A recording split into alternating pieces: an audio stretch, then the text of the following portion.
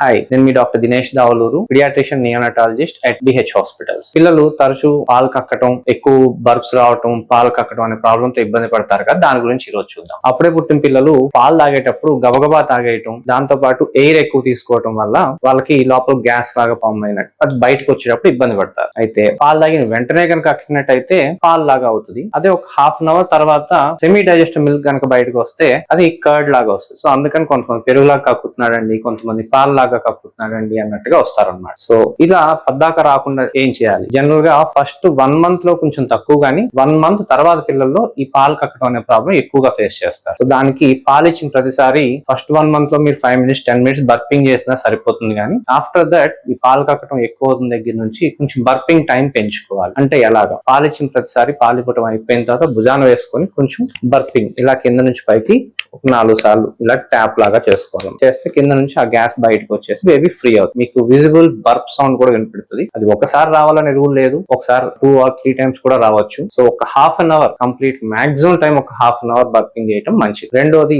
పాలు ఇచ్చిన తర్వాత బర్పింగ్ కూడా అయిపోయిన తర్వాత ఇంకా మా వాడు కక్కుతున్నాడు అన్నట్టయితే మీకు కొంచెం ఫ్లాట్ సర్ఫేస్ మీద పడుకోబెట్టడం అవాయిడ్ చేసి కొంచెం ఇంక్లినేషన్ లో ఉండేటట్టుగా పడుకోబెడితే సరిపోతుంది. దానికి మీకు ఇంటర్నెట్ లో మీకు వెడ్ షేప్డ్ పిల్లోస్ అనేది కూడా దొరుకుతాయి. వెడ్ షేప్డ్ పిల్లోస్ అని చెప్పి పిడియాట్రిక్ అడల్ట్ సైజెస్ దొరుకుతాయి. I prefer adult size, so that మీకు ఇటువైపు ఒక దిండు పెడితే బేబీ కదలకుండా ఉంటుంది. సో పాలిచ్చిన తర్వాత బర్పింగ్ చేయటం, కొంచెం ఎత్తులో పడుకోబెట్టడం, ఈ రెండాటితోనే మీకు 90 to 95% of your problem will be resolve. ఇక మిగతా 5 to 10% అయినా అవుతున్నాయి అన్నట్టుగా అయితే అప్పుడు మీరు పిడియాట్రిషియన్ అప్రోచ్ అయితే దానికి యాంటీఎమిటిక్స్ కానీ ప్రోబయోటిక్స్ కానీ ఇస్తారు. Thank you.